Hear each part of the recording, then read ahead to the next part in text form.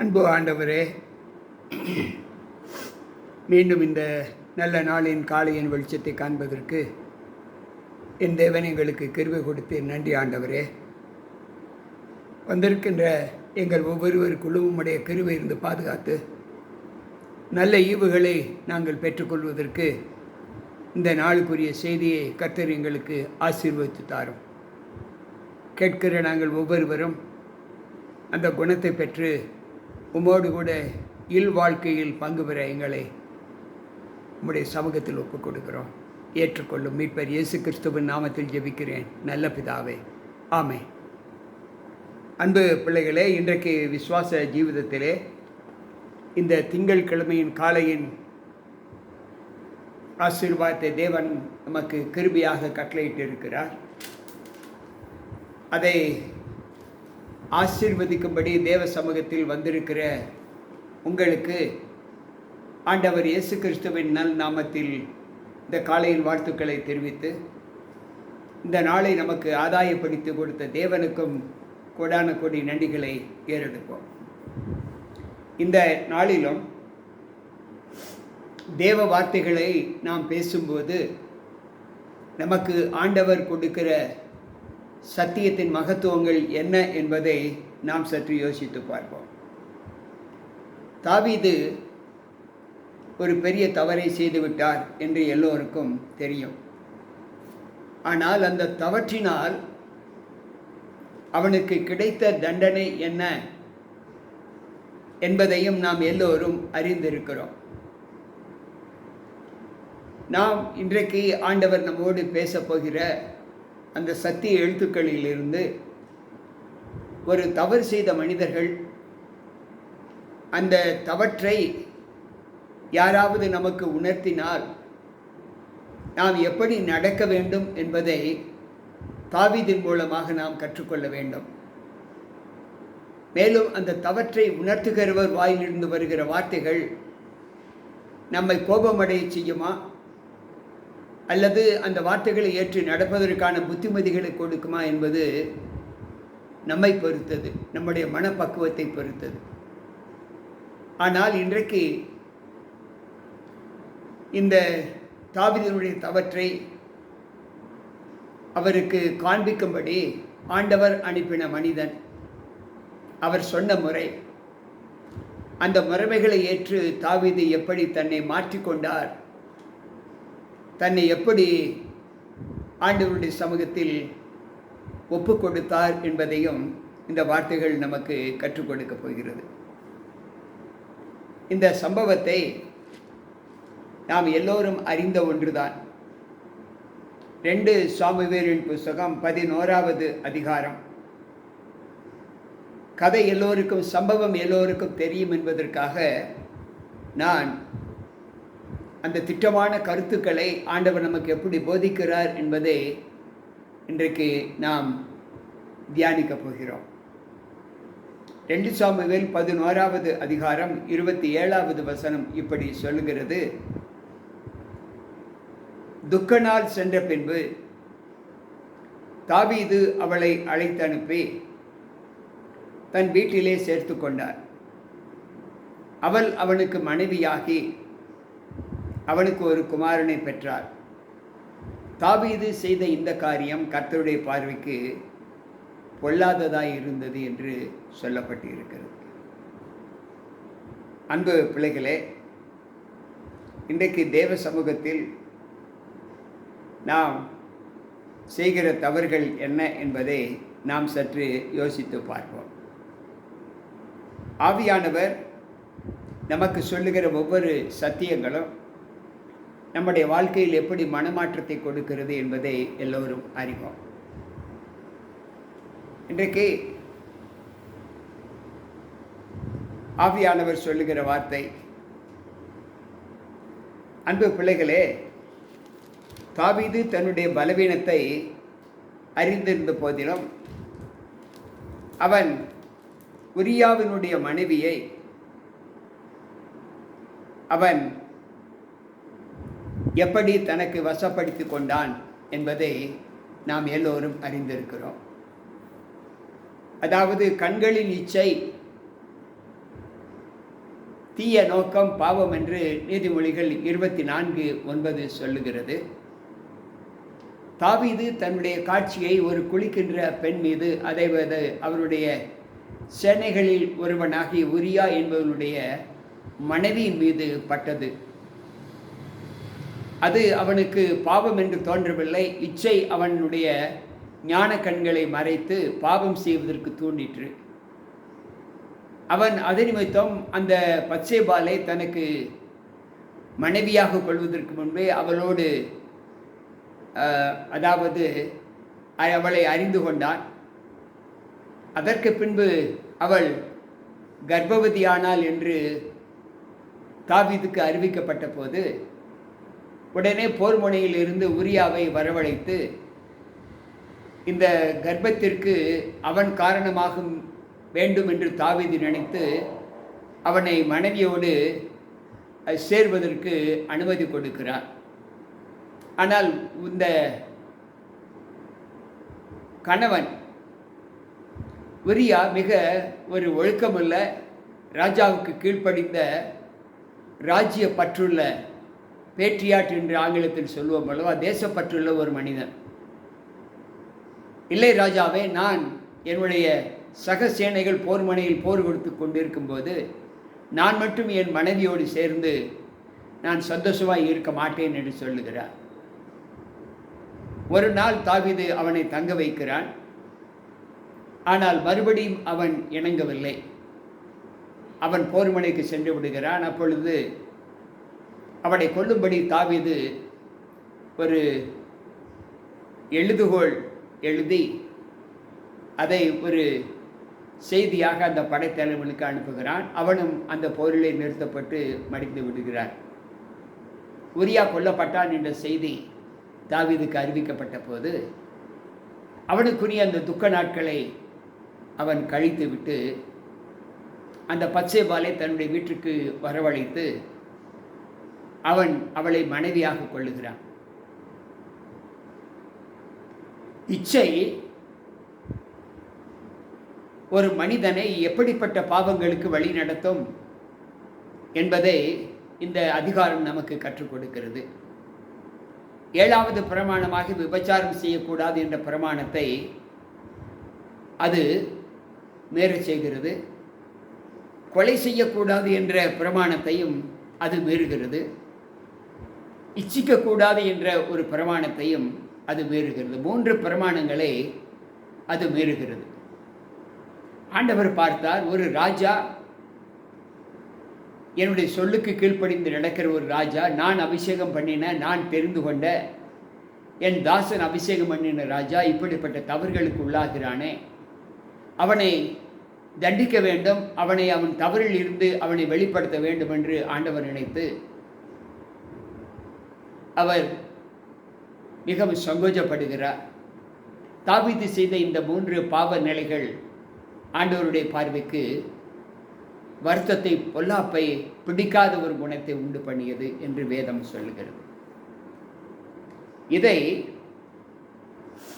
நாம் 2 சம்பவங்களின் மூலமாக நான் உங்களுக்கு சொல்ல ஆசைப்படுகிறேன். ஆதியாகம புஸ்தகம் 38வது அதிகாரம் 10வது வசனம். இந்த சம்பவம் எல்லோருக்கும் தெரிந்த ஒன்று. இல்லை என்றால் யூதாவினுடைய மருமகள், யூதாவின் மகன் ஓனான், அவன் மரித்து விடுகிறான். அவன் தன் மனைவியை தன் சகோதரனுக்கு அவனுடைய கொடுக்க வேண்டும். அதாவது யூதாவினுடைய மூத்த மகனுடைய மனைவி மருமகளை இளையகுமாரனுக்கு கொடுக்க வேண்டும் என்று காலம் வரும் வரை அவன் வைத்திருந்தான். இளையகுமாரனும் காலம் வந்தபோது தன் தகப்பன் சொல்லை கேட்டு அவளோடு சேருகிறான். ஆனால் அவள் வயிற்றில் தன்னுடைய சந்ததி வளரக்கூடாது என்று சொல்லி தன்னுடைய விந்தை தரையிலே விட்டான். இந்த காரியம் கர்த்தருடைய பார்வைக்கு பொல்லாததாய் இருந்தது என்று ஆதியாகமம் 38, ஆதியாகமம் 38, 9-10 வசனங்களிலே நாம் வாசிக்கலாம். அன்பு பிள்ளைகளே, ஒரு பிள்ளை பேருக்கு பாக்கியமாய் கிடைக்கக்கூடிய ஒரு ஆசீர்வாதம் ஒரு மனிதனுடைய விந்து. அதை வீணாக்கக்கூடாது என்று ஆண்டவர் விரும்புகிறார். அப்படி வீணாக்குவது ஆண்டவருடைய பார்வைக்கு பொல்லாப்பு என்று வேதம் கற்றுக் கொடுக்கிறது. இதை போல 1 ராஜாக்களின் புஸ்தகம், மன்னிக்கவும், 1 நாளாகம புஸ்தகம் 21வது அதிகாரம் 7வது வசனத்தை நாம் வாசிப்போம் என்றால், அங்கு ஆண்டவர் சொல்லுகிற வார்த்தை 1 நாளாகம புஸ்தகம் 21வது அதிகாரம் 7வது வசனத்திலே அங்கு ஒரு சம்பவத்தை ஆண்டவர் குறிப்பிடுகிறார். என்ன சொல்லுகிறார் என்றால்,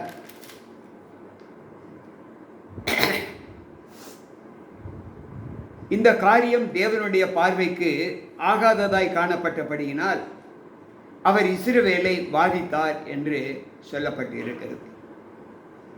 இலக்கம் பார்ப்பதற்கு தொகையை தாவீதினிடத்தில் கொடுத்தார். ஆனால் தாவீது இஸ்ரவேல் மேல் வரக்கூடிய சங்கடத்தை, அதாவது தங்களுடைய பட்டயத்தை உருவத்தக்கவர்களாய் 11 லட்சம் பேர், யூதாவில் பட்டயம் உருவத்தக்கதாக 4 லட்சம் பேர், 4,70,000 பேராய் இருந்தார்கள். ஆனாலும் ராஜாவின் பார்வை, ராஜாவின் வார்த்தை யோவாபுக்கு அருவருப்பாய் இருந்தபடியினால், அன்பு பிள்ளைகளே, இந்த வார்த்தையை கட்டளையிடுகிறவர் யார் என்று அநேக நேரங்களில் நாம் யோசிப்பதில்லை. அதை ஆலோசனையாக நாம் பெற்றுக்கொள்வது இல்லை. எனவே அது, அந்த பார்வை, அந்த கீழ்ப்படியாமை தேவனுடைய பார்வைக்கு ஆகாததாய் இருந்தபடியால் இஸ்ரவேல் ஜனங்களை ஆண்டவர் சங்காரம் பண்ணினார் என்று வேதம் சொல்லுகிறது. இதிலிருந்து நாம் கற்றுக்கொள்ளக்கூடிய ஒரு பாடம், தேவன் எதை சொல்லுகிறாரோ அந்த செய்கைகளின்படி நாம் நம்முடைய நடத்தையை ஆண்டவருக்கு பிரியமற்ற ஒரு நிலையில் காண்பித்தால் அதனால் நாம் சங்கோஜப்படக்கூடிய சூழ்நிலை நமக்கு வரும், தண்டனைக்கு உள்ளாக்கப்படுவோம் என்று இந்த பாடம் நமக்கு கற்றுக் கொடுக்கிறது. அதற்கு பின்பு அவர் சொல்லுகிறார், இந்த தாவீது செய்த இந்த பாவத்தை அவர் தம்முடைய தீர்க்கதரிசி நாத்தானை கொண்டு தாவீதுக்கு ஆலோசனையோடு புத்தி சொல்ல விரும்புகிறார். ஒரு கதை சொல்லி புத்தி சொல்ல விரும்புகிறார். அந்த கதை எல்லோருக்கும் தெரியும். ஒரு ஐஸ்வர்யவான் ஆடு மாடுகள் நிறைந்தவனாய் இருந்தான்.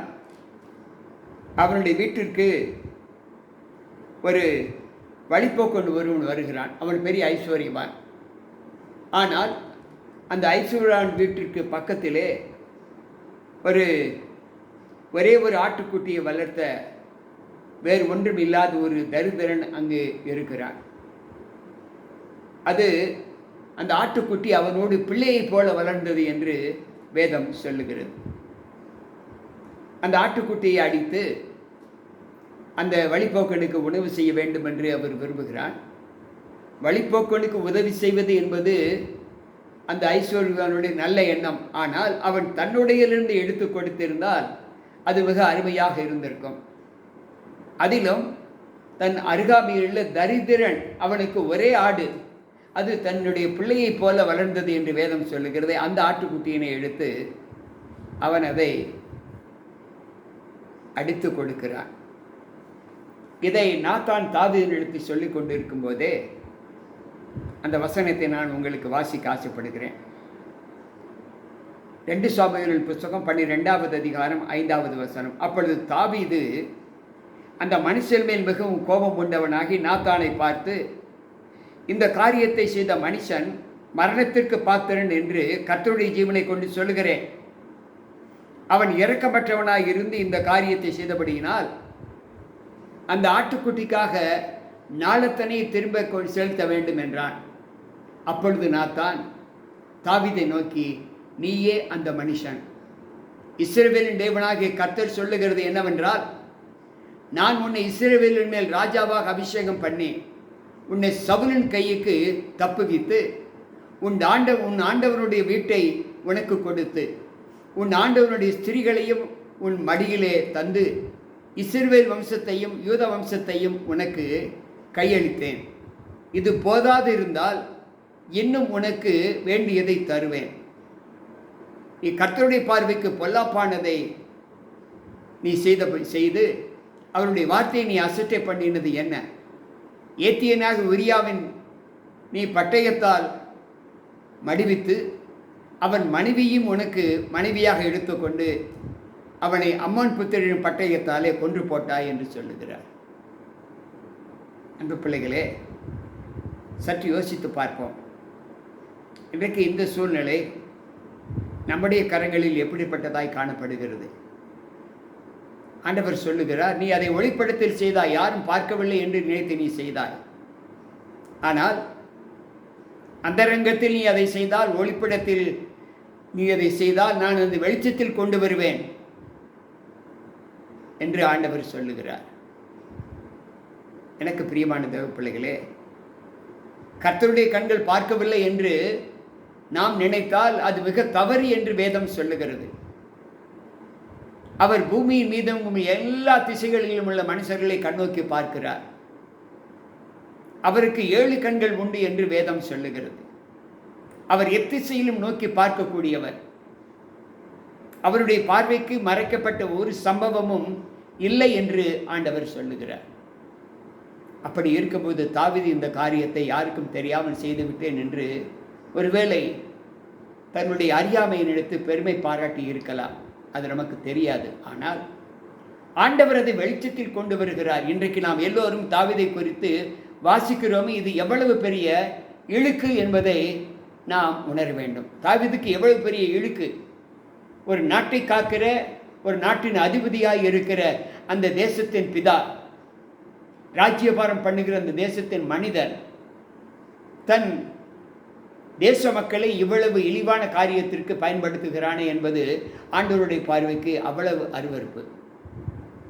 எனக்கு பிரியமான தேவ பிள்ளைகளே, இதிலிருந்து நாம் கற்றுக்கொள்ளக்கூடிய ஒரு பெரிய பாடம், பதவி வகிக்கக்கூடிய பிள்ளைகள் தங்களுக்கு கொடுக்கப்பட்ட அதிகாரத்தில் தங்களுக்கு கீழாக உள்ள மக்களை எப்படி ஆண்டவருக்கு பிரியமாய் நடத்த வேண்டும் என்று அவர் விரும்புகிறாரோ அந்த விருப்பத்துக்கேற்றபடி தன்னுடைய ஆட்சி பீடத்தை நடத்த வேண்டும் என்று ஆண்டவர் சொல்லுகிறார்.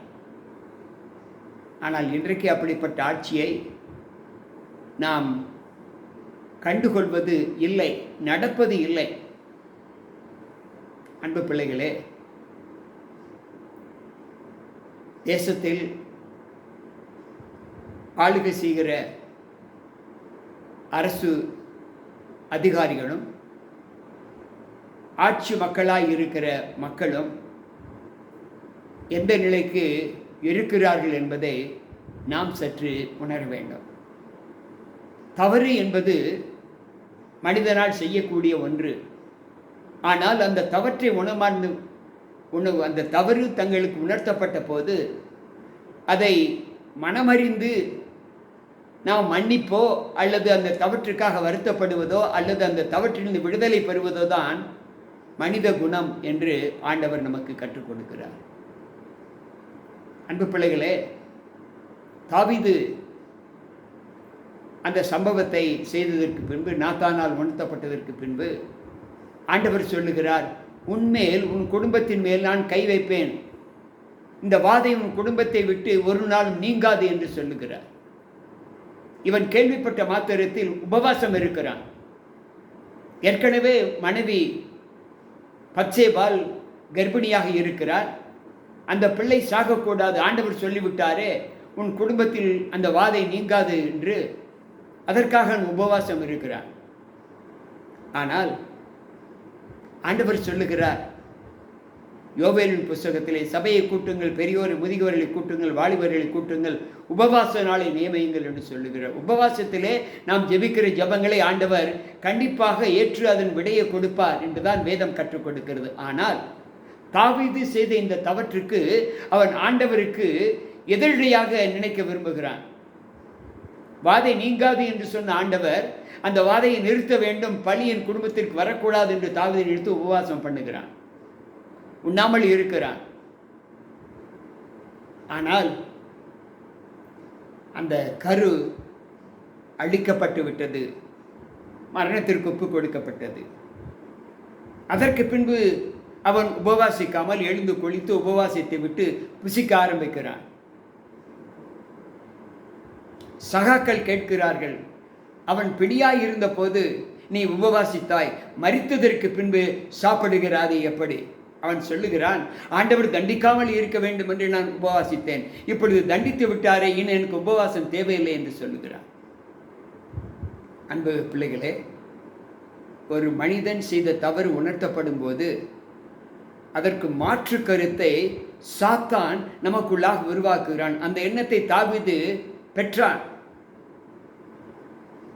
அந்த எண்ணம் தொடர்ச்சியாக அவனுடைய வாழ்க்கையில் ஈடேற முடியாமல் ஆண்டவரை தடுத்து நிறுத்தியதற்கு பின்புதான் அவன் உணர ஆரம்பிக்கிறான். நான் உமக்கு விரோதமாக பாவம் செய்தேன் என்று அறிக்கையிடுகிறான். அன்பு பிள்ளைகளே, இன்றைக்கு நீங்களும் நானும் செய்து கொண்டிருக்கிற தவறுகள் நமக்கு உணர்த்தப்படும் போது நாம் எந்த சிந்தையில் இருக்கிறோம் யோசித்து பார்ப்போம். ஒரு மனிதன் தன்னுடைய தவற்றை அறிந்து உணர்த்தப்படும் போது தாவீதை போல மறுமணம், அதாவது மனம் மாறுகிறோமா? யோசிப்போம். அந்த மனமாற்றத்தை ஆண்டவர் நமக்கு கொடுத்தார் என்ற ஒரு வழி நடத்துதல் ஆவியானவர் மூலமாக நமக்கு கொடுக்கப்பட்டால் நாம் அதை ஏற்றுக்கொள்வதற்கு ஆயத்தமாக இருக்கிறோமா என்பதை யோசித்து, இந்த சத்தியத்தில் இருந்து நமக்கு உணர்த்தப்பட்ட ஆவியானுடைய வார்த்தை வழிமுறை என்ன என்பதை நாம் அறிந்து கொண்டோம். பாவம் செய்யக்கூடாது. அப்படியே மனுஷிக பலவீனத்தில் பாவம் செய்துவிட்டாலும் அந்த பாவம் உணர்த்தப்படும் போது அதை விட்டு நீக்கப்பட்டவர்களாக நம்முடைய வாழ்க்கை இருக்க வேண்டும் என்று ஆண்டவர் சொல்கிறார். அந்த மன்னிப்பை தாவீது பெற்றார். ஒருவேளை கேட்டுக்கொண்டிருக்கிற நாமும் அந்த பலவீனத்தில் மூழ்கி இருந்தால், அதற்கு இதுவரை நாம் அறியாமல், அது பாவம் என்று உணராமல், அது சகஜம் என்று நினைத்தால், இப்பொழுது இச்சனமே ஆவியானவர் உங்களோடு பேசியிருந்த வார்த்தைகளை கொண்டு அதை ஏற்றுக்கொண்டு அதை மனமாறுவதற்கான வழியில் உங்கள் இருதயத்தை ஒப்புக்கொடுங்கள். ஆண்டவர் உங்களை மன்னிப்பார் என்று வேதம் சொல்லுகிறது. கேட்டுக்கொண்டிருக்கிற அன்பான தேவ பிள்ளைகளே, அந்த வழி நடத்துதலுக்கு கர்த்தருக்கு நம்ம எப்போ கொடுப்போமா? பாருங்கள், ஜெபிப்போம். அன்பு தேவனே, நீர் என்றைக்கும் அன்புள்ளவர், பாவிகளை மன்னிக்கிற தேவன், பாவத்தை வெறுக்கிற தேவன். ஆண்டவரே, பாவத்தை வெறுப்பதுதான் பாவிகளுடைய குணம், மனுஷீக குணம் என்று நாங்கள் அறிந்து கொண்டோம். இயலாமையிலே, மாமிச பலவீனத்திலே தவறு செய்வது எங்களுடைய ஆண்டவரே ஒரு பலவீனம். ஆனாலும் அது பலவீனம் என்று அறியாமல் அந்த இச்சை, மோகம், அந்த ஆசை எங்களை பாவத்தை தூண்டுகிறது என்பதை நாங்கள் அறிந்து கொண்டோம். எனவே அந்த பாவங்களிலிருந்து நாங்கள் விடுபடுவதற்கு இன்றைக்கு எங்களோடு பேசின அந்த ஆறுதலின் வார்த்தை, அந்த உணர்த்தக்கூடிய ஒரு அனுபவம் எங்களுக்கு ஆண்டவரை மிகுந்த ஆச்சரியத்தை கொடுத்து, தாவீது தன்னுடைய இச்சையை பூரணப்படுத்த நினைத்தான். ஆனால் அது அவனுக்கு நிறைவேறவில்லை. பின்பு அவன் உணர்த்தப்பட்ட போது தன்னை ஆண்டவருடைய சமூகத்தில் ஒப்புக் கொடுத்து பாவம் செய்யவில்லை. உரியாவின் சங்கதி ஒன்று தவிர தாவீது தன் வாழ்நாளில் பாவம் செய்யவில்லை என்று ஒரு வாக்கை பெற்ற ஒரு மனிதன். இன்றைக்கு நாம் பாவங்கள் செய்திருக்கிறோம், எத்தனை முறை அறிக்கையிட்டு விடாமல் இருக்கிறோம் என்பதை ஏற்று இன்றைக்கு தாவீதை மனமாறினது போல நாமும் மனமாற தேவ சமூகத்தில் ஒப்புக் கொடுப்போம். கர்த்தர் நம்மோடு இருப்பாராக. ஆமென். அன்பு பிள்ளைகளே, விசுவாச வாழ்க்கையில் பாவம் நமக்கு முன்பாக கடந்து போவது சகஜம். ஆனால் மீண்டும் அந்த பாவத்தை கடந்து நாம் செல்லாமல் அதற்கு ஒரு முற்றுப்புள்ளி வைத்து நற்பாதையில் நடப்போம். கர்த்தர் நம்மோடு இருப்பாராக. மீண்டும் நாளை சந்திப்போம். உங்கள் போதகர் ஜி.கே. ராபர்ட்.